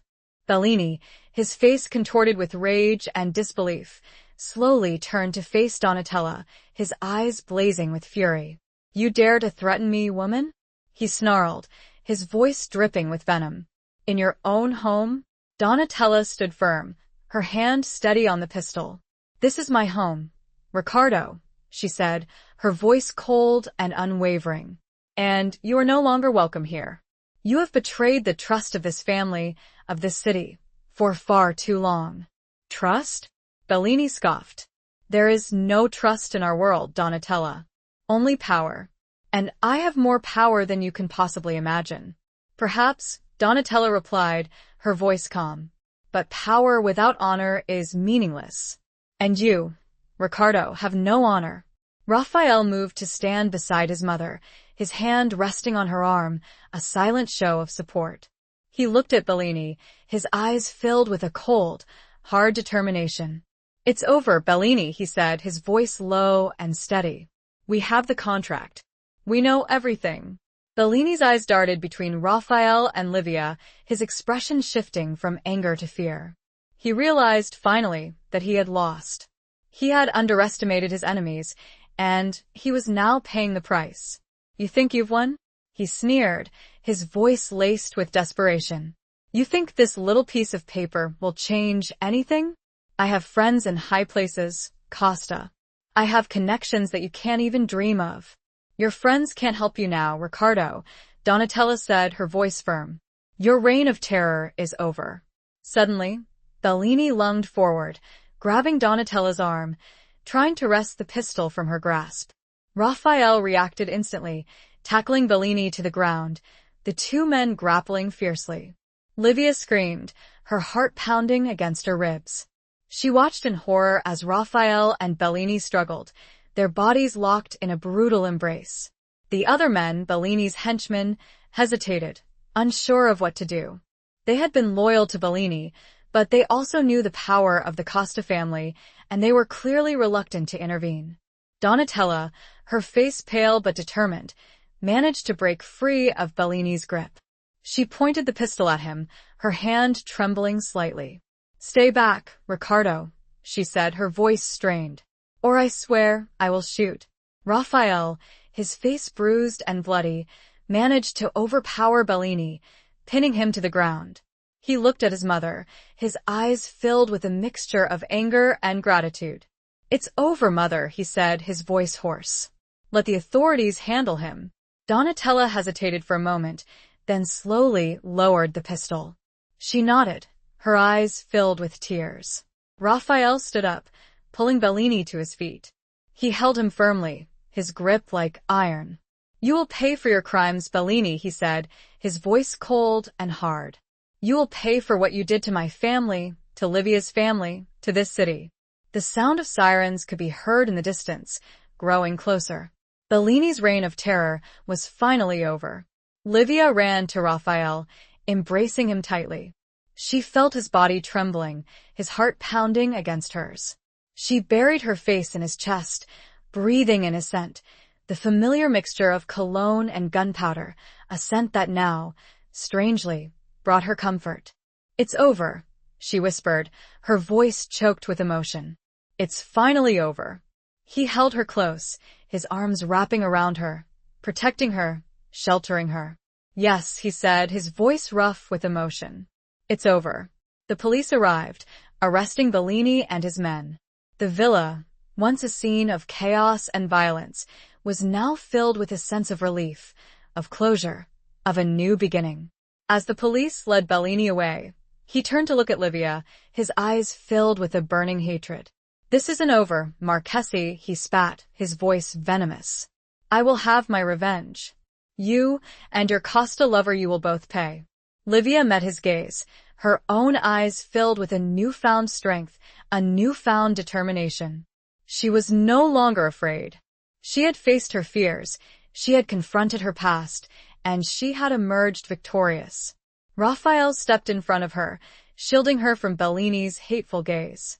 She's not a Marquesi anymore, he said, his voice cold and hard. She's a Costa, and you will never touch her again. His words, his declaration, sent a shockwave through Livia. He had claimed her, protected her, not just as an ally, but as something more. It was a promise, forged in the fire of their shared ordeal, a promise of a future together, a future free from the shadows of the past. The battle had been won, but the war for their hearts, for their future, was just beginning. Chapter 18. Where Shadows Meet the Dawn. The days following Bellini's arrest were a blur of legal proceedings, police interrogations, and media scrutiny. The Costa Villa became a temporary haven, a place of recovery and reflection. Livia, though shaken by the events, found a newfound strength within herself. She had faced her fears, confronted her past, and emerged, scarred but unbroken. Raphael, too, was changed. The weight of responsibility, of leadership, had always been present, but now there was a new layer of softness, of vulnerability, that he allowed only Livia to see. The shared ordeal, the near-death experiences, had forged a bond between them, a connection that transcended their family's history, their feuds, their hatred. Donatella, surprisingly, had become a source of support for Livia. The older woman's icy demeanor had thawed, revealing a fierce loyalty and a deep-seated love for her son, a love that now extended, tentatively, to Livia. She saw in Livia a strength, a resilience, that reminded her of herself, of her own struggles in a world dominated by men and violence. One evening, as the sun began to set, casting long shadows across the gardens, Livia found herself alone with Raphael on the terrace. They were sitting in comfortable silence, watching the sky transform into a canvas of vibrant colors. "What will happen now?" Livia asked, her voice soft, breaking the silence. Raphael turned to her, his eyes filled with a quiet intensity. "Bellini will be prosecuted," he said. "His empire will be dismantled. His assets will be seized. And us?" Livia asked, her voice hesitant, her heart pounding against her ribs. He reached out, his hand gently taking hers. His touch was warm, reassuring, sending a familiar shiver through her. "We," he said, his voice low and steady, "will build a new future. A future free from the shadows of the past." He paused, his eyes searching hers. "I meant what I said, Livia," he said, his voice filled with emotion. "You're a Costa now. In my eyes, in my heart." Livia's breath caught in her throat. His words, his declaration, were everything she had longed to hear, everything she had dreamed of, but also everything she had feared. "But your family," she said, her voice trembling. "The traditions, the expectations," he smiled, a faint, tender smile. "Traditions can change," he said. "Expectations can be redefined. My mother, she sees your strength, your courage. She respects you. And you?" she asked, her voice barely a whisper. He leaned closer, his lips brushing against her ear. "I love you, Livia," he said, his voice a raw, passionate whisper. "I love you more than words can say." Livia's heart soared. His words, his confession, were a balm to her soul, a healing touch that erased the pain of the past, that filled her with a hope she had never dared to dream of. She turned to him, her eyes meeting his. "I love you too, Raphael," she said, her voice filled with emotion. "I love you with all my heart." He kissed her, a long, slow, passionate kiss that sealed their promise, that bound them together, that defied the darkness and embraced the dawn. It was a kiss that spoke of a new beginning, of a future filled with love, with hope, with a shared destiny. The shadows of the past still lingered, the memories of violence and betrayal still haunted them, but they were no longer alone. They had each other, and together, they would face whatever challenges lay ahead. Together, they would build a new life, a new legacy, a new world where love could triumph over hate, where hope could conquer fear. The future was uncertain, but their love was not. And in that love, they found the strength to face the dawn, to embrace the light, to build a future where the shadows of their family's past could finally fade away. Chapter 19. The Heart's Reckoning. The weeks that followed were a testament to their resilience and a rebuilding of shattered foundations. Legal battles continued, but Bellini's power was broken, his network dismantled piece by piece. The city of Naples, long held in the grip of fear, began to breathe again. Raphael, with Livia by his side, navigated the complex world of power and politics, striving to create a new order, one based on justice and fairness, rather than fear and intimidation. It was a daunting task, a monumental challenge, but he faced it with a newfound determination, fueled by his love for Livia and his desire to build a better future for them both.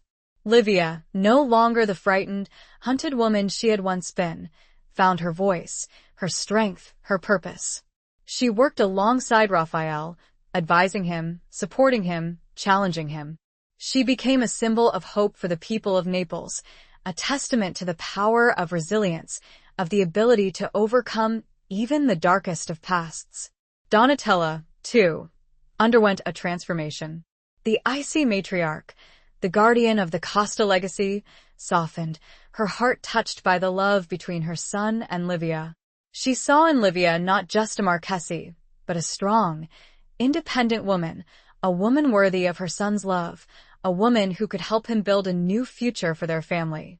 One warm evening, as the sun set over the Bay of Naples, painting the sky in hues of orange and purple, Raphael took Livia to a small, secluded cove, a place he had discovered as a child, a place where he had always found peace and solace.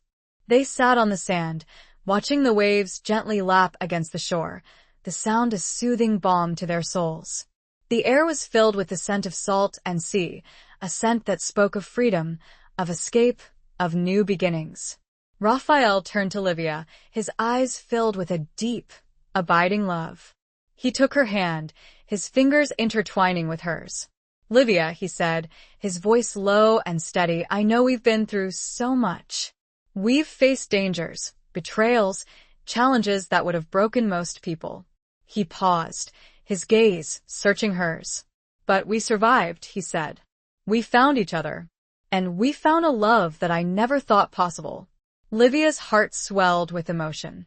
She looked at him, at his strong, handsome face, at the lines of worry that had begun to fade, replaced by a newfound peace, a newfound hope. "I love you, Raphael," she said, her voice filled with emotion. "I love you more than words can say." He smiled, a tender, loving smile that lit up his face. "And I love you," he said. "With all my heart, with all my soul." He reached into his pocket, pulling out a small, velvet box. He opened it, revealing a ring, a stunning diamond, set in a delicate band of white gold. Livia gasped, her eyes widening in surprise. It was a beautiful ring, a symbol of love, of commitment, of a future together. "Livia Marchese," Raphael said, his voice filled with emotion, "will you do me the incredible honor of becoming my wife? Will you be my partner, my love, my confidant, for the rest of our days?" Tears welled up in Livia's eyes, tears of joy, of relief, of a love that had conquered all obstacles, that had defied the odds, that had blossomed in the midst of darkness. "Yes," she whispered, her voice choked with emotion. "Yes, Raphael, I will. I will marry you." He slipped the ring onto her finger, his hand trembling slightly. It fit perfectly, a symbol of their perfect union, of their unbreakable bond. He kissed her a long, slow, passionate kiss that sealed their vows, that promised a lifetime of love, of happiness, of shared dreams. It was a kiss that spoke of a new beginning, of a future free from the shadows of the past, of a love that would endure, that would conquer all. The heart's reckoning had come, and it had led them to this moment, to this promise, to this love. The past was behind them, the future stretched before them, and together, they would face it, hand in hand, heart to heart, forever bound by a love that had been forged in fire and redeemed by hope. The setting sun was not an ending, but a glorious promise of a new day, a new life, together. Chapter 20. The final confrontation of hearts and loyalties. Despite Bellini's imprisonment, a lingering unease remained. His threats, though uttered from a position of defeat, echoed in Livia's mind. She knew, instinctively, that the final chapter of their struggle had not yet been written. The wedding preparations were underway, a joyous distraction from the undercurrent of tension. Donatella, surprisingly, took the lead, orchestrating the event with a meticulous attention to detail that only a Costa matriarch could possess. The villa was abuzz with activity, florists, caterers, and dressmakers flitting through the halls, transforming the space into a scene of celebration. But Livia couldn't shake the feeling of impending doom.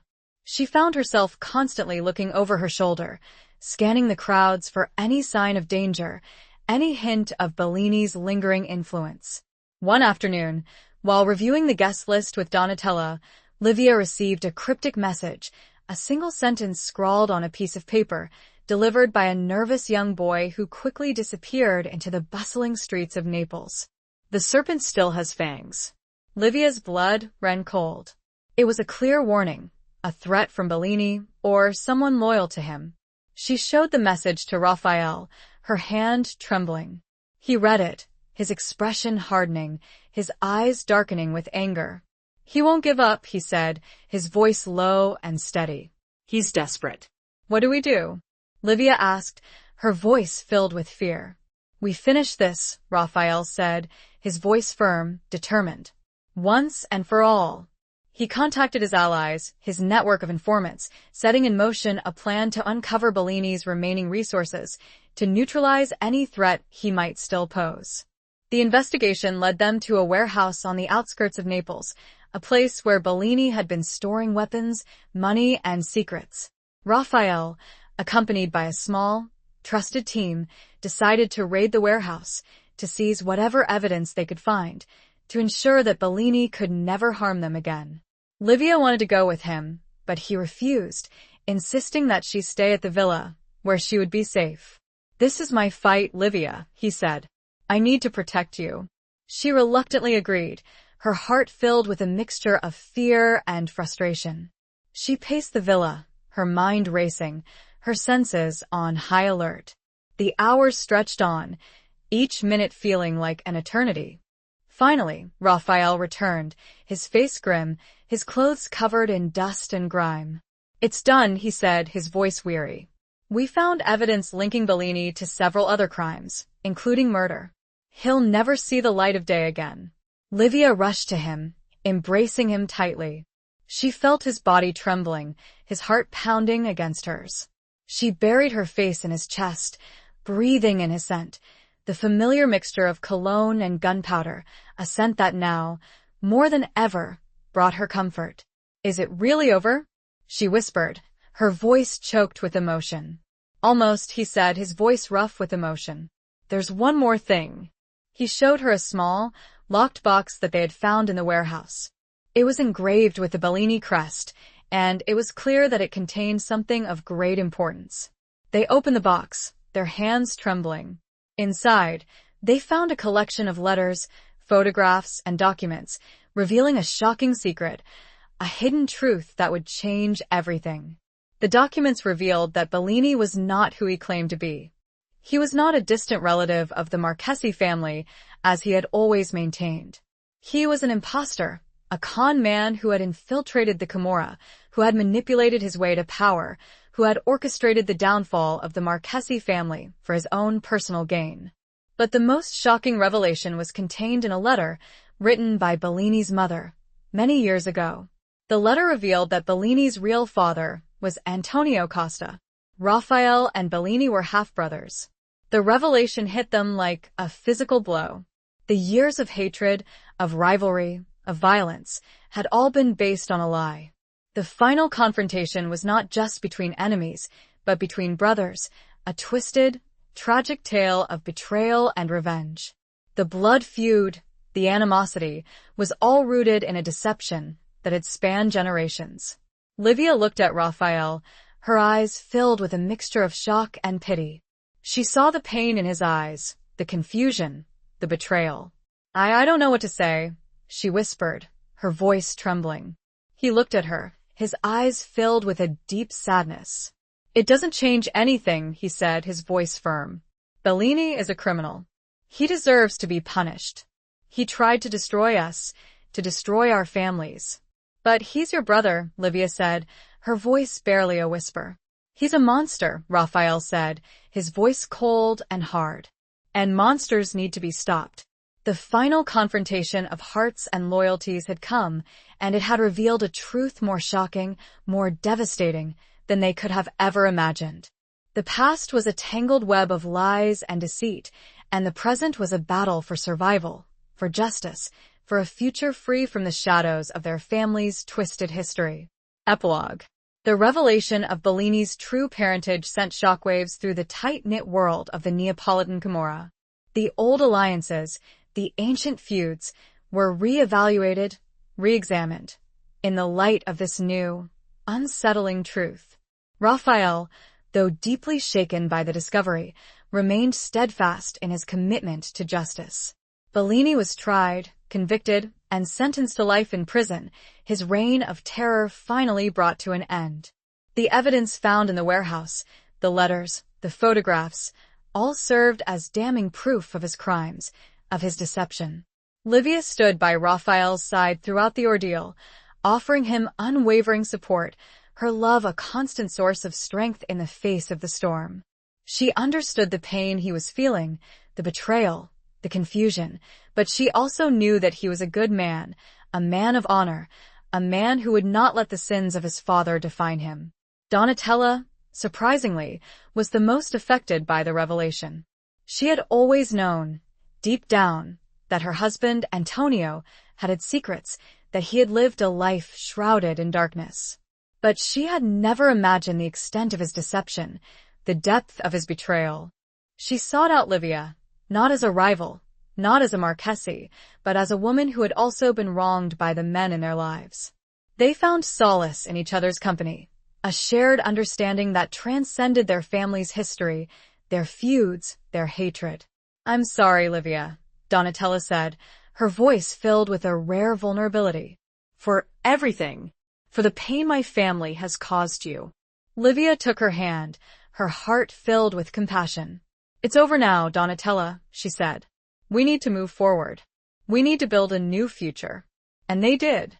The wedding of Raphael Costa and Livia Marchesi was a celebration of love, of hope, of a new beginning.